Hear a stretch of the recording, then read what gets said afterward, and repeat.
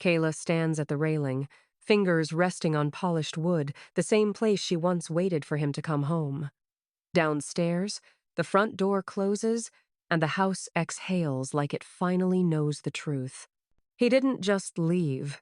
He chose a new penthouse, a new woman, a vacation he once told her wasn't practical.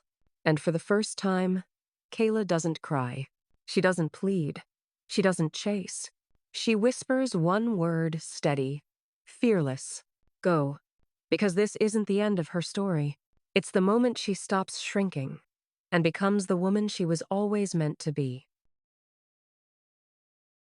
Welcome back to the channel. It's so good to have you here. If you're ready for a story that will keep you on the edge of your seat, please subscribe and give this video a like. And don't forget to leave a comment letting me know which corner of the globe you're listening from today. It's gratifying to see the impact our stories have and how far our stories reach.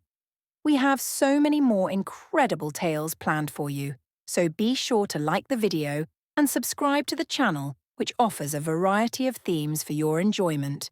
For now, take a deep breath, settle in, and let's understand how this all started.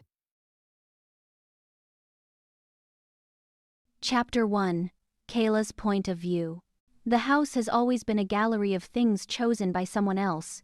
Cold marble, gleaming chrome, art too expensive to feel human.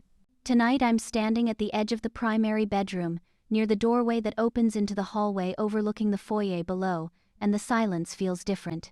Not heavy, not suffocating, just truthful. Bradley stands near the bed, facing the mirror above the dresser, moving with practiced precision as he buttons his shirt like he's fastening armor. He doesn't look rattled, he doesn't look guilty. He looks finished. And that actually hurts far less than I thought it would. So, it's downtown, I say quietly, my voice steady as it carries across the room. He doesn't turn. Penthouse. It simplifies logistics. There it is again, the language of transactions. Our marriage, reduced to scheduling efficiencies and relocation plans. I step backward toward the hallway and rest my hand on the polished mahogany railing, the same spot I used to lean on while waiting for him to come home. Now, it's just something solid to touch while I steady myself. He bends slightly, reaching for his overnight bag at the foot of the bed, and that's when the embossed blue crest slips from his pocket. Celestia Bay. The name alone pulls memory forward faster than my heart can brace. Dinners by the water, shared sunrises, whispered promises made back when we still spoke like partners. He had said no. We had responsibilities, a board, optics, timing. Apparently not anymore. At least not with me. Kayla, he says, finally turning to face me. There's a flicker on his face, confusion, almost as if my calm doesn't match the script he expected. A hesitation surfaces, brief and human. This is better. He actually believes it. I take in that expression, not pained, not apologetic, simply bewildered that I am not falling apart. And then I feel it clearly. Whatever he does, believes, misunderstands is no longer my concern. The clarity settles into my bones. Go, I say, steady and sure. He lifts the bag, still watching me like he's waiting for tears that never arrive. He hesitates one last time in the doorway, as though trying to reconcile the woman he assumed I'd always be with the woman who now refuses to beg. Then he leaves. The bedroom door opens. The footsteps echo down the hall. The heavy front door closes below, echoing through the foyer. And I realize, in the quiet that follows, this isn't abandonment. This is release. Chapter 2. Bradley's POV. The penthouse smells like success. Not lived-in success. Curated success. New leather, polished walnut, imported stone floors that echo when you walk, because there isn't enough life here yet to soften the sound. Floor-to-ceiling windows slice the skyline into cinematic panels. The city sprawls beneath me, humming with movement, and for a moment I feel exactly what I set out to feel. Untouchable. I walk through the space like a king who built every brick with his bare hands, conveniently ignoring the truth. There were years when Kayla stayed awake beside me, steadying numbers and moods and forecasts, when everything could have fallen apart. I tuck that thought away the same way I did back then. Cleanly, efficiently. Evelyn turns in a slow circle near the glass, hands lifted like she's greeting the view. I still can't believe you lived in that stuffy mansion in the burbs, she laughs. This is you. This is power. Her certainty is warm, easy, effortless. I let it settle over me like validation. The brochure on the dining table catches the sunlight, Celestia Bay's crest flashing like a challenge. I hadn't consciously meant to bring it with me. It ended up here anyway, staring at me like unfinished business. Kayla once held that brochure the way some people hold prayer cards. She said things like, "A week to remember why we like each other before we remember why we work together." I dismissed it. Too sentimental. Too unproductive. Love had always been an equation to optimize, a contract to maintain. Evelyn notices the brochure, squeals, and races toward me.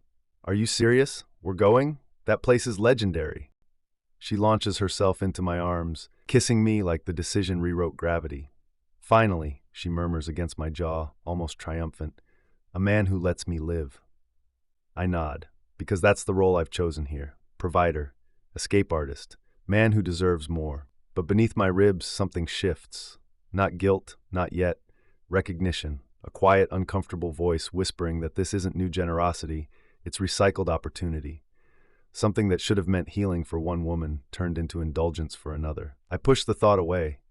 Evelyn slides her hands to my collar, smiling like this moment is a celebration, not a rearrangement of loyalties. The penthouse, the view, the unspoken promise of everything being easier now. It all blends together into one impulsive decision. She leads me toward the bedroom, laughing as she goes, and I let the laughter distract me. Because right now, the simplest way to avoid thinking about what I've left behind is to lean fully into what I've chosen instead. And for a while, the only thing I allow myself to feel is victory. Chapter 3. Kayla's Point of View. The news alert pings while I'm pouring coffee. I don't snatch the phone. I don't freeze. I take one slow sip, letting the warmth anchor me, because I have learned, whatever comes, I can face it standing. Then I glance down. Westlake takes private getaway to Celestia Bay Resort. The article is short, glossy, annoyingly cheerful. Aerial shots, luxury branding, PR-approved lines like much-needed rest and relaxation for the high-powered executive. A photo of Evelyn smiling beside him, wind in her hair. No details beyond that. Just enough to tell the world, he's doing fine. He didn't just leave our marriage. He took the word vacation and rewrote it without me. Before I can push the phone away, the television left on for background noise shift segments. There it is again. Same story. Different tone. The anchor speaks in that soft, sympathetic voice designed for tragedy and scandal. Sources say this comes amid personal strain for the Westlake family. No official statement from Mrs. Kayla Westlake at this time. And just like that, I am no longer a person. I am a silent question mark attached to a Billionaire's headline. Not furious, not shattered, just done. The phone rings. Simone. Of course she saw it. I answer anyway. "Hey," she says, not tentative, just present. "You okay?" "Yes," I reply, realizing as I say it, that it's true. I am. She exhales, like she's been holding the breath for both of us. They're making it sound like he needed a spa day, not like he detonated your life. I wanted to throw my shoe at the TV. I smile, faint but real. He took her there, I say quietly. The place I asked for. The one he said wasn't practical. There's a beat. That's not a mistake, Simone says, voice firm. That's a message. And I think it's the last one you ever needed from him. My hand tightens around the phone. Okay, listen to me. You're going to call your attorney right now. File. Today. I am. And after that, she continues, tone shifting to something warm, protective, fiercely loving. You're going to let me book you a spa day, full reset. Steam room, massage, facial, the works, no thinking, no explaining. Just Kayla. I almost laugh. A spa day? Yes, because phoenixes don't crawl out of ashes, they rise, and they rise rested. A beat, I'll set everything up, you just show up. A wave of relief washes through me, not because I need pampering, but because someone is thinking about me for a change. Thank you, I say softly. Go make the call, she replies. I'll text you the details. We hang up, and the clarity that's been circling finally lands. I dial. File it. I tell my attorney. Immediately. No delays, no courtesy notices, no waiting for the right time. Do it today. My voice holds. When I end the call, the world doesn't tilt. It steadies. Chapter 4, Bradley's POV. The ocean outside the villa looks unreal, like someone painted it. Evelyn is stretched across a sun lounger, scrolling through her photos, selecting angles, debating captions aloud. She laughs lightly, flicking through images of herself like she's flipping through proof of existence. My phone buzzes. Then again. Board members? Journalists? I ignore it at first. We came here to escape. Buzz. Buzz. Buzz. I finally glance down. Breaking. Kayla Westlake files for divorce. A second alert. Statement expected. Westlake family legal separation confirmed. The words don't land where I expect them to. Not in my ego. Not in my public image reflex. They drop lower, somewhere unfamiliar. Evelyn notices my stillness. What? Business? No, I say. And for the first time since I boarded this plane, the truth scrapes. It's Kayla. She sits up, interested, not worried. She filed, didn't she? Honestly, I figured she would. It's cleaner this way. Clean. The word feels wrong inside my chest. I stare at the screen, at her name, at the finality of it. I thought I'd feel relief, a completed transaction, a problem resolved. Instead, it feels like walking into a room and realizing something priceless was already gone long before I noticed it missing, and that I was the one who removed it. The resort music drifts across the pool deck. Someone laughs, cameras click. Evelyn squeezes my shoulder. Hey! This is good. Freedom, right? I nod, because that is the role I've written for myself. But the truth is quieter, heavier. For the first time it occurs to me, I didn't just leave Kayla. I left the only version of myself that might have actually grown. And that loss doesn't feel like freedom at all. It feels like consequence. Chapter 5. Kayla's Point of View. The salon doors whisper open and a hush of eucalyptus and citrus greets me, warmer than any welcome I've had in months. The space glows, soft lighting, muted gold fixtures, quiet music that feels like exhaling. Mrs. West, the receptionist begins, then corrects herself after catching my eyes. Kayla, welcome back. I like the way that sounds. They drape a robe over me that feels impossibly soft, then escort me to a chair near the window. Sunlight pools across the floor, catching in the mirrors like scattered grace. The stylist, Daniela, studies me the way artists study blank canvases, not to cover but to reveal. What are we doing today? I meet my reflection without flinching. Something new, something honest. She smiles like she understands. First comes the shampoo, warm water washing across my scalp, fingers massaging in slow, patient circles. The last residue of tension loosens as though it never belonged to me in the first place. Steam rises from the nearby spa area, and for once, I am not thinking about anyone else's calendar. Just breath, just presence. Facial, masks, a massage that presses out the bruises I never showed. And then the color. Foils glint like tiny promises as Daniela sections my hair, weaving honey through the dark brown, cooling everything with ash blonde ribbons that shimmer under the light. This, she murmurs, stepping back, is sunlight with a memory. When the blow dryer finally hushes, I barely recognize the woman staring back at me. Not younger. Not different. Just claimed. She looks like someone who outgrew an old life and didn't apologize for it. I leave the salon with light catching my hair, the breeze lifting strands like the beginning of a new story. The boutique a block down smells like leather and possibility. The sales associate guides me gently, not pushing, simply witnessing. Structured blazers, silk dresses that move when I walk, heels that say I am not hurrying for anyone. When I step out in a teal satin dress, soft but shaped, the associate presses a hand to her chest. That is not a dress, she says. That is direction. I almost laugh. People notice. Not because I'm trying to be seen, but because I stop trying to disappear. At checkout, a woman from the Arts Council pauses beside me. Kayla, I heard you curated the charity gala 2 years ago. We'd love to have you at our gallery opening next week. Consider yourself personally invited. Minutes later, outside, a man from a philanthropic board recognizes me and offers another invitation. Then another, a dinner, a fundraiser, a talk. Not because of my last name. Because of my presence. I promise nothing, only smile. Accept cards. Tuck them into my bag. Walking down the street, shopping bags swinging lightly at my side, the city seems brighter. Not newly born, simply newly aligned with me. I'm not chasing a life. I'm inhabiting one. And somewhere, beneath confidence and fresh color and satin, a truth glows warm and solid. This isn't a comeback. This is arrival. Chapter 6. Bradley's POV. Celestia Bay is perfect. Too perfect. 10 days of flawless skies, hand towels folded like swans, staff trained to anticipate needs I didn't even know I'd have. The ocean repeats itself like a screensaver, beautiful, unchanging, unnaturally calm. I should love it, but the stillness has started to sound like accusation.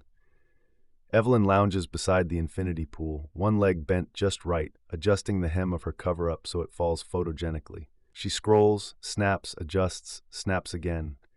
Every moment has to be captured before it can be lived, sometimes instead of just being lived. "Wait, don't drink yet," she says, swiping through filters. "Hold the glass higher. No, higher. God, this lighting is criminal." I hold it. I don't drink. She doesn't notice.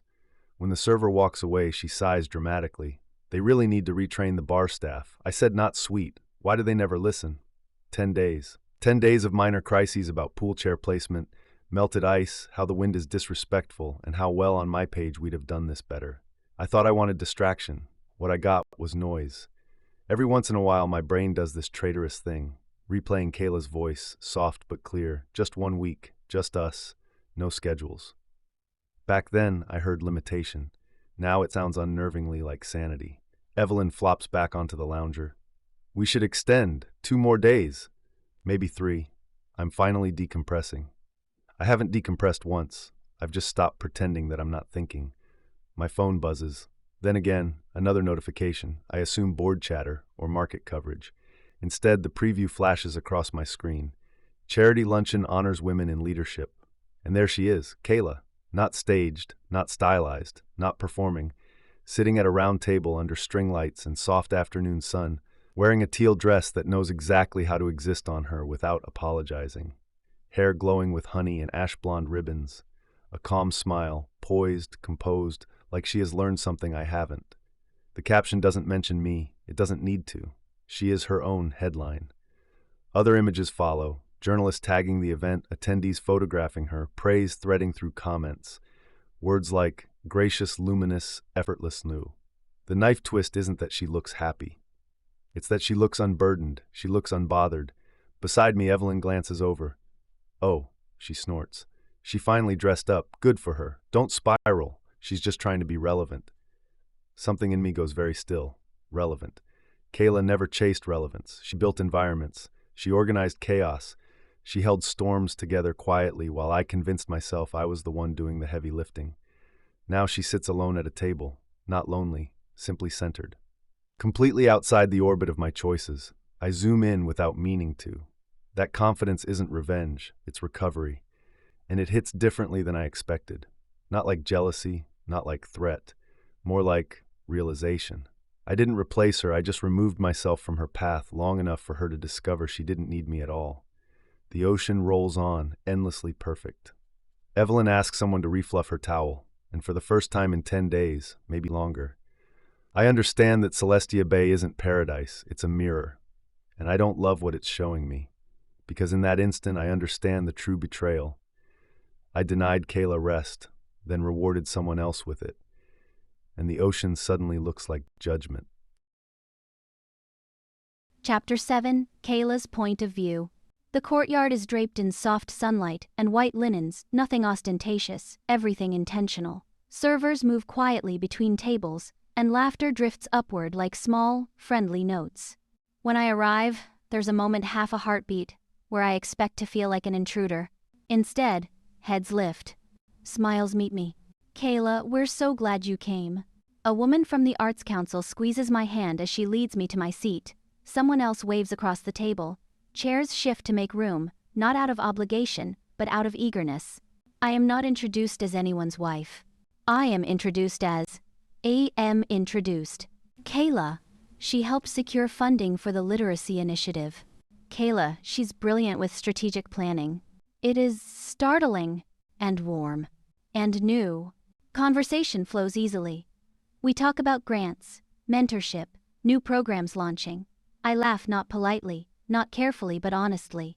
Under the string lights and shade trees, I feel something like belonging, not borrowed, not conditional, mine. Midway through dessert, someone snaps a photo not posed, just me listening, smiling. They show it to me afterward. For once, I don't analyze it. I simply recognize myself. When the luncheon begins to wind down and people mingle, a man approaches tall, impeccably dressed, confidence that somehow reads respectful instead of loud. He clears his throat. "Mrs. West." He stops, corrects gently. "Kayla." "Yes?" "Elias Molina," he says, offering a hand. His accent is soft, almost musical. "We met briefly at an education fundraiser 2 years ago. You suggested restructuring our donor tiers." I blink. "Did I? How did it work out for you?" He smiles, and there's admiration there, not flirting. "Not yet." "It worked," he says quietly. "Quite well, actually." He shifts, suddenly less smooth than before. "So, there's a gala this weekend. Short notice. I know, terribly rude of me, but our board insisted on inviting key community partners, and..." He exhales, rubbing the back of his neck. The first trace of nerve slips into his composure. "I was hoping you might accompany me. Strictly professional. Unless..." He flushes slightly. "Unless one day it isn't. But for now, I'd simply be honored." The sincerity disarms me. He isn't asking to be seen with me. He is asking to stand beside me. "You're right. That is very short notice," I say, partly teasing, partly testing. "I know," he admits, hands up. "Blame the committee. Or fate. Whichever sounds less ridiculous." I laugh, a real laugh, and something unknots in him. "Yes," I say softly. "I'll go." Relief flashes in his eyes, too honest to be rehearsed. "Thank you." He bows his head slightly. "I'll send the details." As he walks away, I catch my reflection in a glass window. I'm not surviving. I'm not performing. I'm arriving. And for the first time, I don't wonder what Bradley would think. He isn't my center gravity anymore. I am. Chapter 8, Bradley's POV. I tell myself not to open Instagram. I tell myself not to open the article. I tell myself not to search her name. I last 11 minutes. The first photo is harmless, the second isn't. It's the luncheon shot, the one where she isn't trying to glow. She just does. My thumb moves on its own, scrolling. Kayla laughing, Kayla in conversation, Kayla shaking hands, hosted, not tolerated. Then comments. She's always had such poise. About time she's honored for her own work. Independent. Love it. The word sits heavy. Independent. I close the app, open it again. Self-inflicted torture. Behind me, Evelyn snaps at a server because the lemon wedge is the wrong cut. "This resort is slipping," she mutters. "Do they not train people here?" The server apologizes, polite, patient, accustomed to entitled complaints. Evelyn tosses her hair and rolls her eyes. I feel embarrassed on behalf of the entire island. My phone buzzes again, another notification, another photograph. Kayla, on the arm of Elias Molina. The caption reads, "Community partners shaping the city's future." My jaw tightens. The irritation I've been pushing aside, the way Evelyn nitpicks everything, the staged laughter, the endless commentary, sharpens. She glances over. "Are you still looking at her?" "It's a news feed," I say, practiced neutrality slipping. "Hard to avoid." She scoffs. "She's milking the sympathy tour. Let her. We're on vacation." Vacation. I haven't rested once. Not in 12 days. She kicks the lounger when a breeze flips the magazine page. Ugh! I swear this place hates me. First the towels, now the drinks, now the wind. "It's wind, Evelyn." She freezes, turns. What's that supposed to mean? Around us, conversations quiet minutely. I rarely raise my voice, I don't need to. Calm authority has always done the work for me. But I'm tired. I'm tired of staging happiness while thinking about ruined foundations. "I'm leaving," I say. "Tomorrow." She blinks. For how long? For good. There it is, the fracture. Her face breaks into disbelief, then indignation. "You can't just decide that. We planned this. My content is lined up for 3 more days." "I'm going back," I repeat. "With or without you." Her voice pitches higher, sharp, panicked, shrill in a way I've never quite heard. "So that's it? She files, and suddenly you're the grieving hero husband. I knew you weren't over her. I just didn't realize you'd be so fucking pathetic about it. People definitely hear that one. Once, that would have humiliated me. Now it just clarifies things. Evelyn throws her sunglasses. They clatter against the tile. I am not cutting my trip short because your wife finally decided she's not your doormat anymore. The sentence hangs there, loud, true, devastating. I don't respond. Because she's right, and that truth lands differently than shame. It lands like consequence finally cashing in. I'm leaving, I say again, quieter now. She collapses back into the chair in full meltdown. Tears, accusations, bargaining, rage cycling into self-pity. Fine. Go, run back to your mess. But don't expect me to follow. I don't. For the first time I realize I'm not running back to save anything. I'm going back because a version of me could still exist there. And this place, this pretend paradise, has nothing left to teach me. Not about love, not about success, and certainly not about myself. Chapter 8, Kayla's Point of View. The little cafe Simone picked isn't loud or crowded, just sunlight, leafy plants, and soft jazz curling through the corners. It smells like toasted bread and fresh citrus. We sit near the window. For once, I'm not trying to hide in the shadows. My hair catches the light when I move, and Simone smirks like she wants to applaud it. Okay, she says, leaning forward. Turn your head slightly to the left. I do. She whistles. Yep, reborn. I laugh, shaking my head. It's just hair. Don't do that, she says gently. Women rebuild empires starting with just hair. Then softer, and everything about you is lighter. The server drops off iced tea and salads. Simone waits until he leaves to continue. So, she says, stirring her drink, how are you actually doing, not the polite version? I take a breath. I'm steady, I say. Not floating, not drowning, just here, present, and that feels new. She nods, watching me over the rim of her glass. Studying. That's what's throwing him, she says suddenly. Who? Her eyebrows rise. Bradley. I don't answer right away. She continues. For years you folded yourself into his schedule, his moods, his priorities. You disappeared so he could shine. And now you're not performing grief. You're not auditioning for him. You're centered. I pick up my fork, push lettuce around, listening. She leans in. And men like Bradley don't know what to do when the person they expected to crumble builds instead. That lands. Not as bitterness, as clarity. I think, Simone goes on, softer now.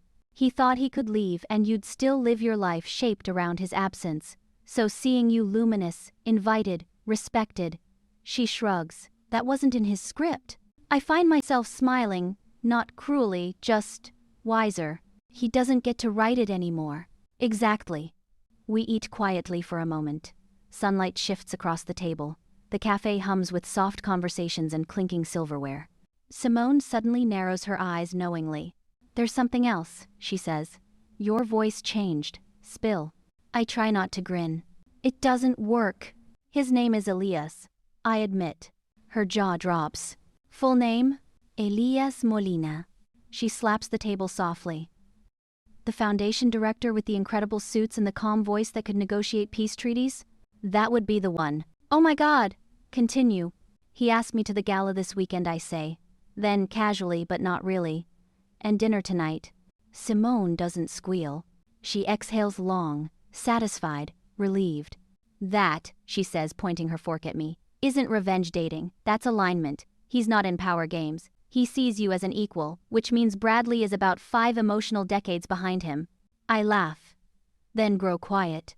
It's not about replacing anyone, I say. It feels good to stand beside someone without shrinking. And he was nervous when he asked, which was charming. Respect is always charming, Simone says. She softens. And listen, you owe nobody a storyline. Not even yourself. Just enjoy choosing. I nod. Choosing. That word feels like fresh air. We finish lunch, lingering after plates are cleared, talking about work, future projects, possibilities instead of survival. When we finally stand, Simone hugs me tightly. Phoenix, she murmurs, half teasing, half blessing. Don't dim. Not now. not ever. And as I walk back out into the daylight, something inside me feels irreversibly true. This chapter isn't about who left. It's about who I finally decided to become. And tonight, when I meet Elias for dinner, I'll show up as that woman. Fully. And unapologetically. Chapter 9, Bradley's POV. The elevator doors slide open to the private lobby of the penthouse, and the first thing that hits me is silence. Not the curated luxury silence of Celestia Bay. A different silence. The kind that knows the truth and isn't interested in pretending otherwise. My luggage wheels softly over polished floor. The skyline pours in through the windows, sprawling, relentless, indifferent. The city didn't pause while I left. Neither did Kayla. A knock comes at the inner foyer door. I invited them up as soon as I landed. Victor, head of security for the building, calm, capable, ex-military. Lynn, the building manager, sharp, careful, professionally warm. They step inside. "Welcome back, Mr. Westlake," Lynn says. "You asked to meet immediately?" "Yes." My voice sounds steadier than I feel. "Two things." Victor nods. "We're listening." "Evelyn Reynolds," I say, "effective immediately, revoke all access, keycards, guest passes, garage privileges. She no longer resides here. If she arrives, she is to be escorted out politely. No confrontation, just procedure." Victor doesn't blink. "Understood. Do you want her notified directly?" "No," I exhale slowly. "Let her find out when she tries." Lynn makes a note. "We'll update the tenant registry and security logs within the hour." And, I continue, add a secondary layer to my floor. Manual confirmation from on-site security before anyone is allowed up. Even if they claim I invited them, Victor's brow lifts just slightly. "You expecting trouble?" "I'm expecting fallout," I answer honestly. He respects that. They leave. The door closes. For a moment, I allow myself to breathe. Then I make the mistake of picking up my phone. A notification expands across the screen. Tagged posts, mutual friends, society coverage. A familiar venue. Soft lighting, white tablecloths. Kayla. Not frozen, not posing, in motion. Leaning forward slightly, laughing, listening. Across from her, Elias Molina. The caption reads, "Powerhouse Dinner, Partnerships in Progress." Another post. Different angle. He stands to pull out her chair. His expression is respectful, focused. Hers is calm, not uncertain, not flattered to be there, comfortable. My jaw tightens before I consciously realize it. Partnerships, dinner. Across the city, under string lights and quiet music, she's sitting across from a man who sees her as something other than supplementary. I tell myself I'm just curious. I tell myself I want to congratulate her, to show I'm not the villain the headlines implied. It's a lie. What I really want is proof that there is still a place where I exist in her story. Before I can think it through, I'm grabbing my jacket. Before logic intervenes, I'm texting my driver. "Be downstairs in 5. In the elevator, the numbers glide down in soft illumination. For a second, I see a reflection that doesn't resemble the man who left for paradise. Not composed, not untouchable, haunted, determined, uncertain. I tell myself I just need to see, just observe, leave before she notices. Another lie layered on top of the first. The elevator dings, the doors open, and instead of accepting that I'm too late, instead of respecting the line that has clearly been drawn, I step forward, fully intending to cross it, not because I deserve to, but because I don't yet know how to let go. And that is the most dangerous part. Chapter 10. Kayla's Point of View. The restaurant is warm light and low-hum linen-draped tables, flickers of candle glow reflected in polished glass. No paparazzi, no theatrics, just conversation floating through the air like soft music. Elias stands when I arrive. Not dramatically, not for show, simply because someone taught him that presence can be a form of respect. "You look," he stops, recalibrates. "You look at peace. Not beautiful, not stunning. At peace." That lands more deeply than any compliment I've heard lately. "Thank you," I say, taking my seat. He smiles, relief flickering across his features like he had wanted to say the right thing and hopes he managed it. "Menus open, choices made easily. There is no pressure." He asks about the literacy program. I ask about expanding scholarships. We talk about outcomes, budgets, children, neighborhoods, and somehow, none of it feels transactional. He listens, really listens, not waiting to speak, not positioning himself in the center of the story. When I mention the spa day Simone insisted on, his mouth curves gently. Good friends make us brave, he says. Sometimes we need someone else to remind us that our lives deserve softness too. There is no probing about Bradley. No fishing for drama. He is curious about me, not the headlines. Between courses, the conversation drifts. Favorite authors, childhood cities, the quiet moments we miss in busy lives. He laughs easily, but never at me. With me, and when our hands brush reaching for the same water glass, neither of us pretends it didn't happen. We simply pause, share a small, acknowledging smile. Then continue, not rushing the story, just allowing it to exist. By dessert, I realize something startling. I haven't performed once, and I don't even feel tired. Chapter 11, Bradley's POV. From outside, the restaurant glows like something alive. The valet greets me with practiced deference. I almost turn around, logic, dignity, anything reasonable begging me to leave. I don't. Inside, my eyes find her instantly. Kayla, laughing, and Elias, leaning in just enough to show attention, but not ownership. I tell myself I'm just going to say hello. I move toward the table. Kayla notices first. Her posture shifts, not panicked, not guilty. Calm, alert. Bradley, no warmth, no hostility, just boundary. Elias rises politely. Mr. Westlake, he offers a hand. I shake it, too firmly. What are you doing here? I thought you were on vacation, Kayla asks, tone controlled, dignified, as if we are acquaintances crossing paths, not two people whose lives detonated together. I wanted to talk, I say, privately. Elias steps back, but not away. This is a professional dinner, he says gently. If it concerns Kayla personally, perhaps another time might be. I wasn't talking to you. It comes out sharper than I intend. The room chills. Kayla's eyes harden, not cold, but resolute. Then you'll adjust how you speak, she says quietly, or the conversation ends now. The words aren't loud, but they land. People return to pretending they aren't listening. I breathe. Try again. I just saw the articles, the luncheon, the filing. I needed to. Bradley, she interrupts, voice soft but final. Needing something from me is not an automatic summons anymore. That sentence hits harder than anything at Celestia Bay. Elias remains standing, not protective, not confrontational, simply present, a partner, not a guard. I'm happy to schedule a time, Kayla continues, during the day, with clarity, but tonight isn't about you. There it is, not cruelty, not revenge, realignment. Ego burns my throat, pride screams for a scene, but I see myself, reflected in the glass, in her eyes, in the uneasy quiet around us, a man who is too late. I nod once. Another time then. Elias sits only after she gestures, small, subtle, powerful.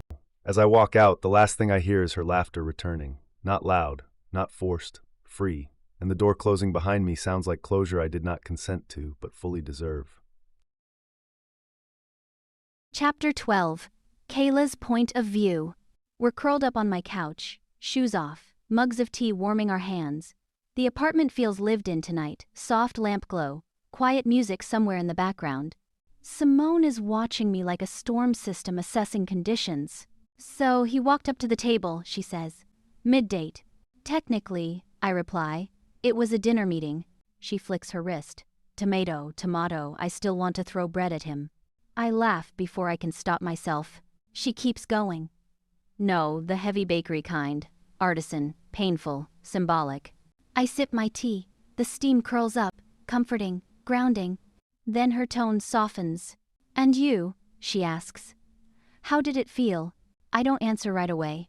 I rewind the evening in my head, the way the air didn't tighten, the way my voice didn't tremble, the way I stayed seated, stayed present, stayed mine. Steady, I say finally. I didn't feel like I owed anyone a performance. Simone nods, a slow approval. That's growth, she says. The old you would have apologized for the interruption, escorted him outside, comforted his ego, then somehow blamed yourself for dessert melting. She's not wrong. The memory of that version of me stings not because I hate her, but because I remember how tired she always was. This new you? Simone continues, leaning back. She protects her space, finishes her meal, maybe orders a second dessert out of principle. I grin despite myself. Elias handled it well, I admit. Her eyebrows rise. Define well. He didn't posture, I say. He didn't make it territorial. He just respected what I chose. She exhales like she's been waiting to hear those exact words. That, she says, tapping the armrest, is a grown man reaction. Meanwhile, Bradley walked in like a plot twist no one asked for. The room goes quiet, not heavy, not awkward. Just honest. Then Simone smiles fierce and tender all at once. I'm proud of you, she says. Not because you're dating, because you're choosing. On purpose. Without shrinking to make anyone else comfortable. The words land deeper than I expect. Thank you, I whisper. She claps her hands once. Next time he crashes, text me. I'm keeping a baguette in my bag. Emergency situations only. I laugh so hard my eyes water, but it isn't grief. It's release. When the laughter fades and the night settles around us, a quiet certainty roots itself inside me. This isn't a story about who got the man. It's the story of the woman who finally stopped orbiting someone else's gravity and discovered her own. Chapter 13. Bradley's Point of View. The circular drive looks wrong the moment I pull up. Trucks, moving crates, staff I don't recognize, carrying framed art, carefully wrapped sculptures, sealed boxes labeled in clean handwriting. Kayla study, Kayla closet, Kayla books. It hits me before I'm ready for it. She isn't redecorating. She's leaving. The front door is propped open, sunlight spilling into the foyer like the house finally exhaled. The space feels different, not stripped, not chaotic, transitioning. Kayla stands near the staircase giving directions to two movers, tablet in hand, hair swept back, posture grounded. She is not frantic, she is organized. When she sees me, there's no jolt, no startled gasp. Just recognition and boundary. Bradley. Can we talk? I ask. Please, just a few minutes. She gives one brief instruction to the movers, then steps with me into the side parlor, a room once used for donors and curated conversations. Now it feels like neutral ground. I inhale, start where I should have started last time. I'm sorry, I say, for the restaurant, for showing up like that. I was out of line. Her expression doesn't soften, but it does acknowledge truth. Thank you, she replies. You were, and you needed to hear it. I nod. My hands tighten. I came because I keep saying the wrong things, doing the wrong things, and seeing you with Elias, it wasn't jealousy. It was realizing I'm the one who taught you that love comes last. My voice thins. I ruined so much, but I don't want that to be the final version of us. I hesitate, then say it. A second chance. A chance to do it right. For real. No pride. No lies, just work. Her silence lands like gravity. Not cruel, careful, measured. She sets the tablet down and faces me fully. Bradley, listen carefully, because I'm only saying this once. My chest tightens. You are not asking for a second chance, she says. You're asking me to make your guilt easier to live with. The words don't slice. They clarify. You apologized because the consequences hurt, she continues. You want to redeem the story, not because you suddenly understand partnership, but because losing control terrifies you. I try to respond. She lifts a hand. No. Let me finish. I do. Because for the first time, I recognize I should. I spent years waiting for your second chance. Her voice doesn't shake. I waited while you ignored what I needed. I waited while you called my dreams impractical. I waited while you took another woman to the vacation I begged for. A breath. And eventually, waiting became self-betrayal. The movers pass down the hallway, distant, respectful. Life continues. I don't hate you, she says gently. I don't need revenge, but I will not re-enter a relationship where I have to disappear in order to be tolerated. I feel the last argument rise, the instinct to debate, to negotiate. I let it die there. She continues, if you are truly doing the work, do it because the man you want to be deserves it, not because you're hoping I'll hand you absolution at the end. Her gaze softens not toward reconciliation, toward truth. And Bradley, I'm moving because this house holds too many versions of me I will never be again. I love who I'm becoming, too much to drag her backwards. The finality lands. Clean. Uncomplicated. I'm not giving you another chance, she finishes quietly. Not now. Maybe not ever. My life isn't a waiting room anymore. I swallow the reality colder than I imagined, yet somehow honest enough to breathe through. What do you need from me? I ask. She shakes her head. Nothing. Just carry your own lessons. I'm done carrying them for you. A mover approaches, asks where a crate should go. She answers easily, then turns back kind, composed, finished. You can see yourself out. And I do. For once, without argument, because the truth is inevitable now. She didn't leave me.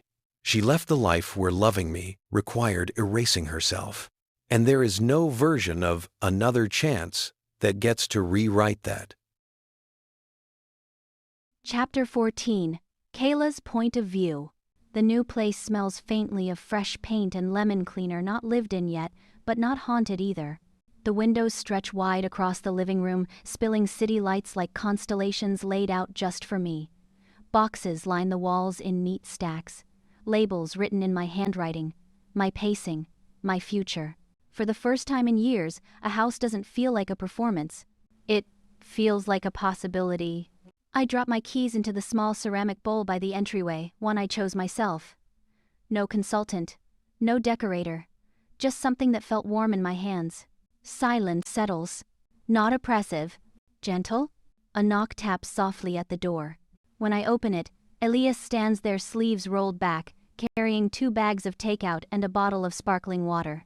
He doesn't step inside immediately. "May I?" he asks. I nod. He enters without assuming the space belongs to him. He sets the food down on the kitchen counter, glancing around, curious, appreciative, not evaluating. "You did this well," he says. "The light in here? It's kind. That matters. Kind light." I could cry at the simplicity of it. We unpack cartons of dinner and sit cross-legged on the living room floor because the couch is still wrapped in plastic. We eat straight from the containers, noodles, vegetables, soft bread that smells like rosemary, and laugh at how civilized it still manages to feel. At one point he pauses, noticing the quiet. "How does it feel?" he asks.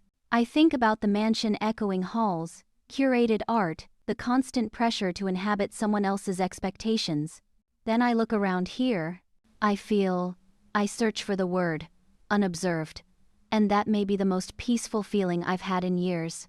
He nods, not probing, just accepting the truth as it lands. After dinner, he helps break down a few empty boxes, stacks them neatly near the door. He lifts the heavier ones easily, but asks first every single time. "Bedroom or office?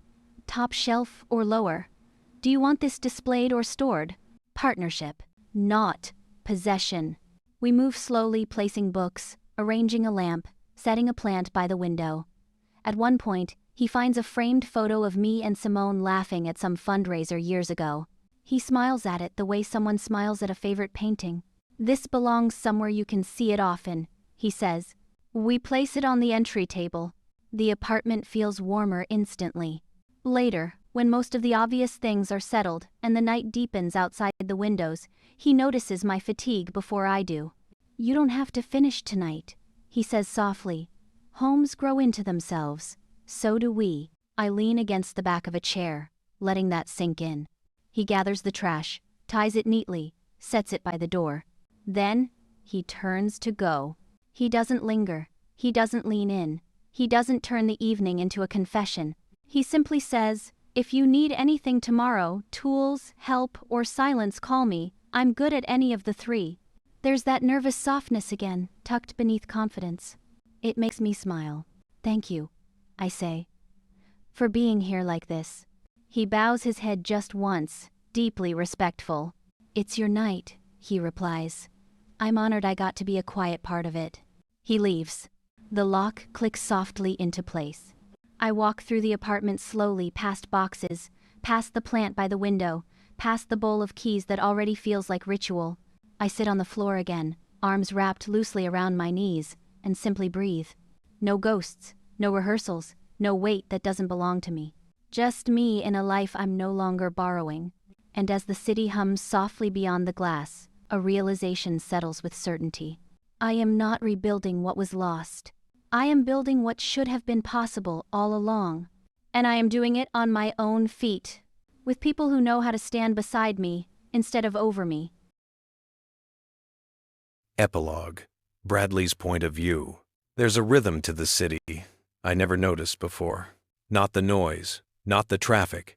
Something quieter, the way mornings unfold on their own timelines, the way light creeps across glass and concrete without anyone directing it. I sit on the balcony of the penthouse, coffee cooling beside me, and I watch it. I used to think everything needed to be controlled, optimized, held. Now, I'm learning how to let things simply be, including myself. The divorce finalized months ago.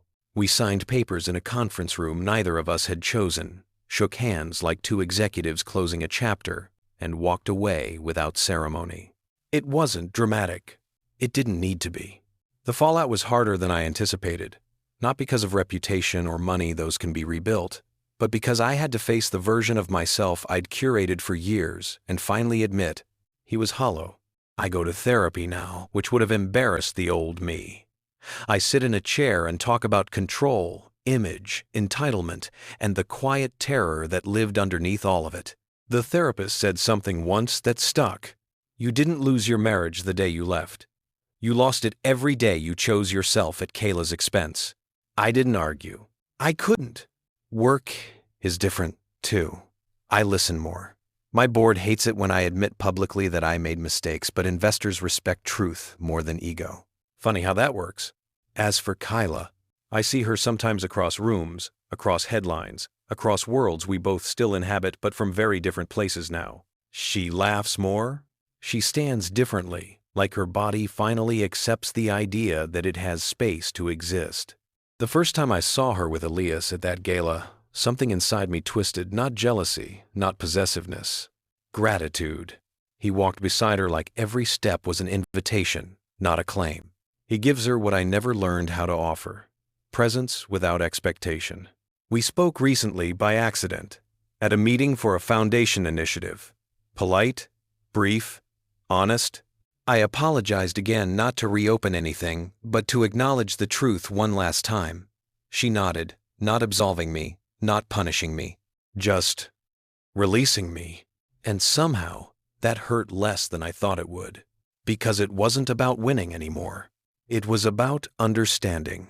At night, when the city settles, I sometimes think back to Celestia Bay. The perfection, the emptiness, the noise I mistook for freedom. If I ever go back, it won't be to escape anything. It will be to sit quietly with myself and remember the cost of believing I was always right. I don't know what the rest of my life will look like. Maybe I'll fall in love again. Maybe I won't. But I know this. If I do, I will make room.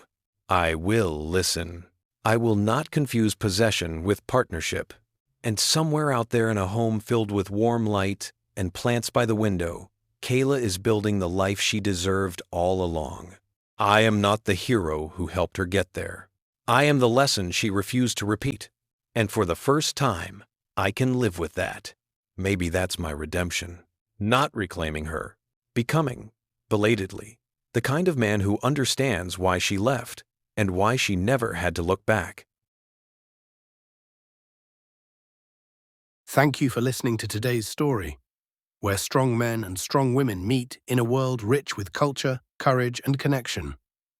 These stories remind us that love is limitless, that strength comes in many forms, and that every race, every age, and every gender has a place in powerful storytelling.